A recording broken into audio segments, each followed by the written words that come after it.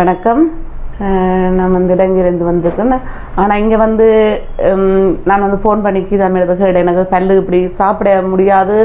ஏன்னா நான் வந்து அந்த பல்லு கட்டியிருக்கேன் வந்து கலண்டு விழும், கஷ்டமாக இருக்கும். ஆனால் வந்து இங்கே வந்து எனக்கு ஒரு பல்லு பிடுங்குறேன்றாலே சரியான பயமாக இருந்தது.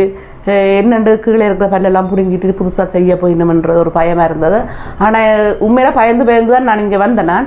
ஆனால் இங்கே வந்தோன்னு பார்த்தால் எனக்கு ஒரு மருந்தொண்டை ஏற்றி தான் அவையில் அந்த ஊசி அடிக்கிறதே எனக்கு ஒரு அதில் வலி தெரியலை. அப்படித்தான் செஞ்சேன். ஒரு வேலையும் எனக்கு தெரியலை. எனக்கு கீழ் வரி அவ்வளோ பல்லும் பிடுங்கித்தான் அண்டைக்கே இம்ப்ளான்ட் பண்ணினவையன்.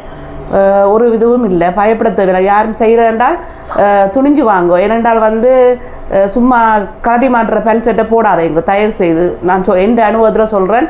ஆனால் இது வந்து நீங்கள் செய்யுங்க, நிச்சயமாக அது சொந்த பல் மாதிரி இருக்கும். எங்களோட அதை விட பெட்டர்ன்னு தான் சொல்லணும். நல்லா இருக்கும். அது அப்புறம் திருப்பி ஒரு வருஷம் தாண்டி திருப்பி வந்து இப்போ நிரந்தரமான பல் செட் போட்டாச்சு. எல்லாருமே எங்களுக்கு விரும்பின மாதிரி செய்து தந்தவியல். நீங்களும் அதே மாதிரியே வந்து செய்யுங்கோ. ஒரு தரம் பயப்பட தேவையில்லை.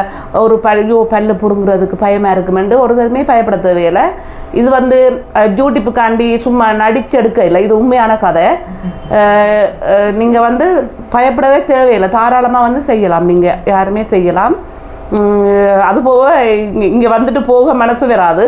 அவ்வளோத்துக்கு எல்லாருமே அன்பான ஆக்கள். எனக்கு சரியான விட்டு போக கவலையாக இருக்குது.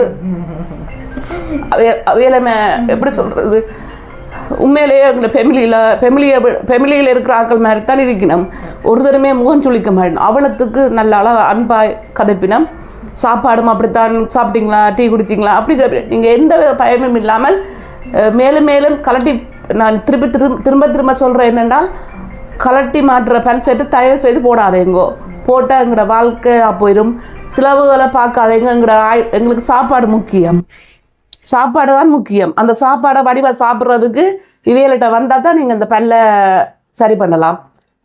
எந்த இதுவும் இல்லாமல் நீங்கள் உண்மையாக வாங்கோ. இது திரும்ப நான் இதை தான் சொல்லுவேன். நீங்கள் ஒரு பயமில்ல 100க்கு மேலே தான் நான் இதுக்கு சொல்லணும். 100 விதத்துக்கு மேலே. அப்படி எல்லாரும் நீங்கள் வாங்கோ. வந்து இதை செஞ்சுட்டு போங்க.